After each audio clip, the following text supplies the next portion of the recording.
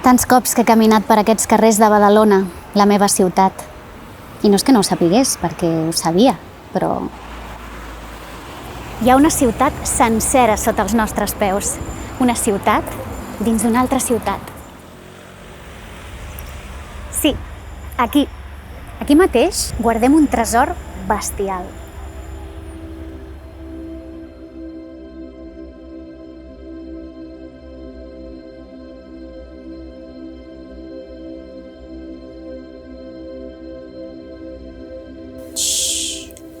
Ara feu silenci. Som al segle I després de Crist, a la ciutat de Bètolo. Ara s'ha fet un silenci sepulcral, però antigament aquesta també era una ciutat sorollosa. I si no, que li preguntin a Sèneca.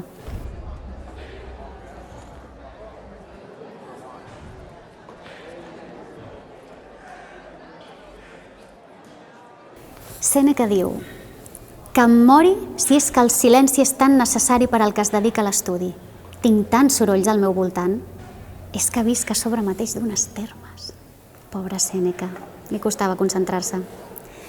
El soroll que fan els atletes forçuts quan entrenen i llancen els seus pesos de plom a terra. Quan es fatiguen, sento els seus gemecs.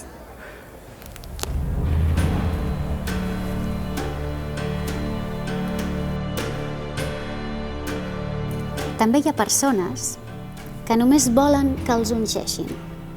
I diràs que això no fa soroll? Doncs t'equivoques. Afegeix també els sorolls dels que es llancen a la piscina d'un salt, amb l'estrèpit de l'aigua que surt amb el cop. Pensa en la depiladora i la seva veu estrident per fer-se notar, que no calla en cap moment, tret de quan depila algú altre les aixelles i llavors el que crida per ell és l'altre. També sentiries les diferents exclamacions del venedor de begudes, del que ven salxitxes, del venedor de llaminadures i de tots els venedors de coses de menjar que pregonen la seva mercaderia cadascun amb la seva pròpia i adequada entonació.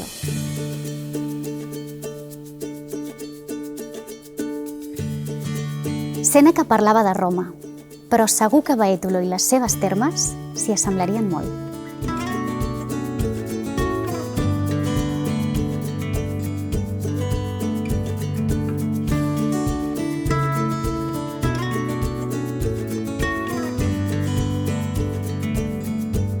Sota els teus peus tens un tresor. Sota la nostra quotidianitat hi ha una ciutat oculta, rastres d'una vida llunyana.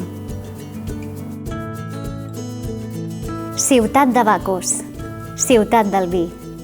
Badalona, ciutat romana.